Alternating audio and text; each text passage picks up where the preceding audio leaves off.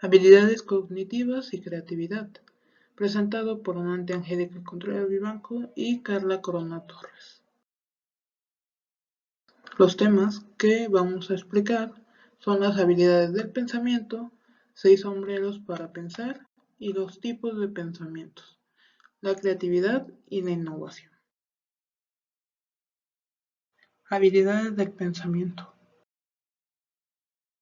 Las habilidades del pensamiento son los procesos mentales que permiten a las personas procesar información, adquirir conocimientos y resolver problemas.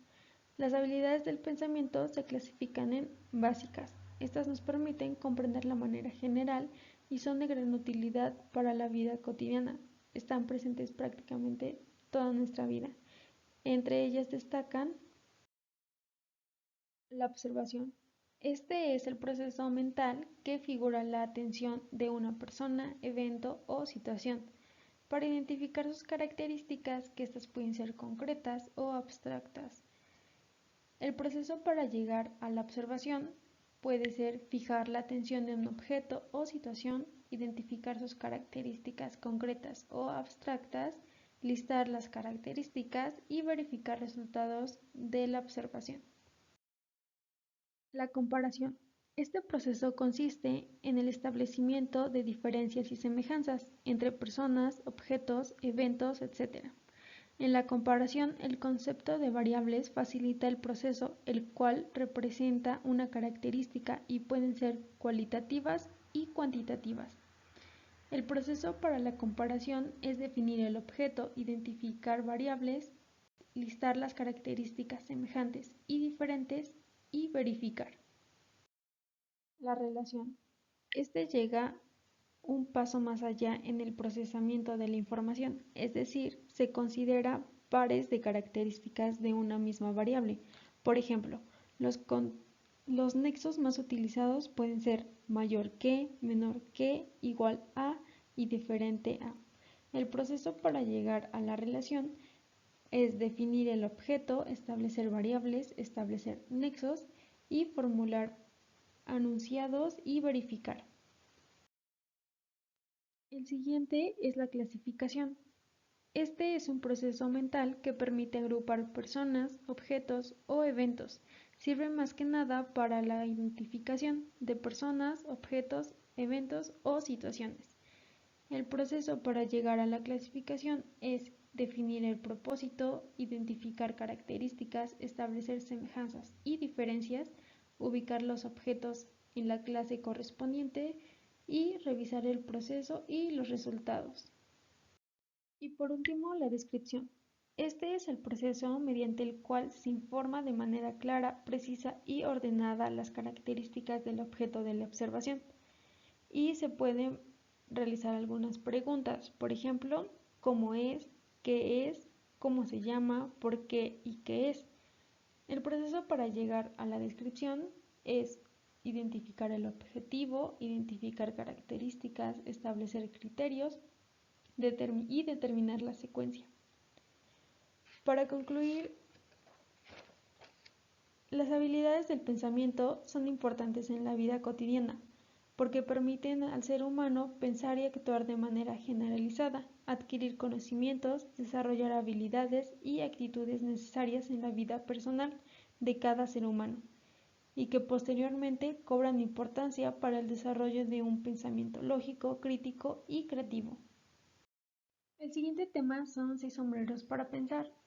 Lo que nosotros entendimos un poco acerca de este libro es que cada sombrero simboliza una forma de ver, una manera específica de pensar, que no se preocupa tanto por describir lo que ya ocurrió, sino que intenta vislumbrar lo que está por venir al tratarse de una convección aceptada, que responde a ciertas reglas concretas.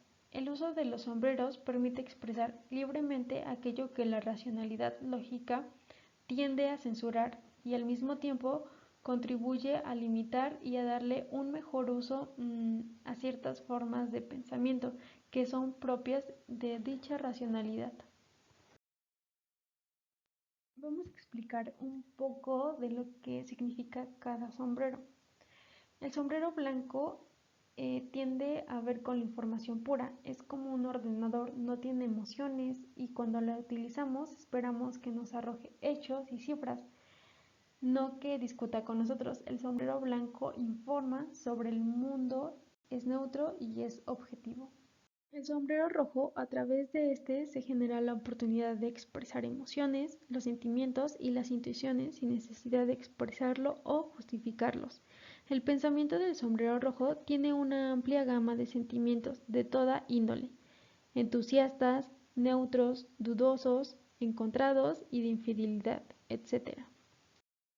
El sombrero negro es el sombrero de la oscuridad, la prevención y la cautela. Es quizá el que más utilizamos en la vida cotidiana, el más arraigado en la tradición occidental y el más importante en el pensamiento, porque nos ayuda a ser precavidos, nos aleja de los peligros y nos permite, en última instancia, a sobrevivir.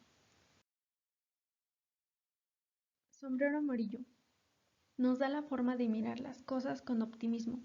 Es un sombrero de pensamiento constructivo, con el cual se plantean propuestas para propiciar cambios positivos, solucionar un problema, introducir una mejora o aprovechar una oportunidad.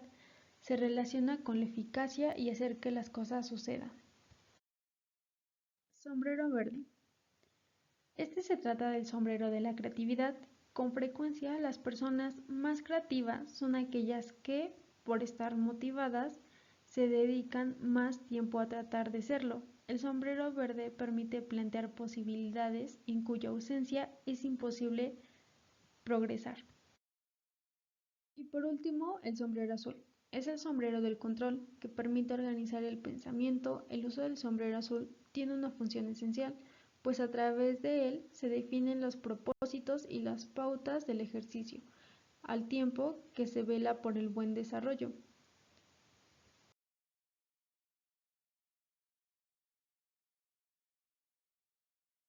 Ahora vamos con los tipos de pensamiento. Estos son 9. Estos son el pensamiento deductivo. El pensamiento deductivo parte de afirmaciones basadas en ideas abstractas y universales para aplicarlas a casos particulares. El pensamiento inductivo no parte de afirmaciones generales, sino se basa en casos particulares. A partir de ellos genera ideas generales. Por ejemplo, si observamos que las palomas tienen plumas, los avestruces tienen plumas y las garzas también tienen plumas, podemos concluir que estos tres animales forman parte de una categoría abstracta llamada saurópsidos. Pensamiento analítico. El pensamiento analítico crea piezas de información a partir de una unidad informacional amplia y llega a conclusiones viendo el modo en el que interactúa entre sí estos fragmentos. El pensamiento lateral o bien creativo es el pensamiento creativo. Se juega a crear soluciones originales y únicas ante problemas mediante el cuestionamiento de las normas que en un principio parecen ser evidentes. Por ejemplo, una silla de columpio parece predestinada a ser utilizada en un tipo de juguete muy particular, pero es posible transgredir esta idea utilizándola como soporte para una meseta que cuelga de un porche. Este es uno de los tipos de pensamiento más utilizados en artes y artesanías. El pensamiento suave. Este tipo de pensamiento se caracteriza por utilizar conceptos con unos límites muy difusos y poco claros, a menudo metafóricos, y la tendencia a no evitar las contradicciones. Pensamiento duro. Utiliza conceptos lo más definidos posibles. Es típico de razonamientos vinculados a la ciencia, en los que un ligero matiz en el vocabulario usado puede llevar a conclusiones totalmente erróneas, y por eso puede resultar difícil avanzar a partir de él. Pensamiento divergente. Se establece una división entre dos o más aspectos de una idea o se explora las posibilidades de mantener esta partición. El pensamiento convergente da un proceso por el cual nos damos cuenta de que hay diferentes hechos o realidades que encajan entre sí, a pesar de que en un principio parecía que no tenían nada en común.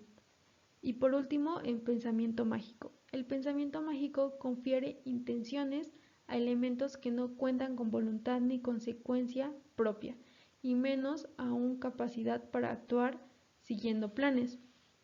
Por ejemplo, una niña que por su corta edad cree que las olas de la playa tratan de remojarles el pelo, está utilizando el pensamiento mágico. Por otro lado, el pensamiento mágico no es propio solo de la etapa de la infancia, también aparece en adultos, pertenecientes a sociedades y culturas poco familiarizadas con la escritura y con la ciencia.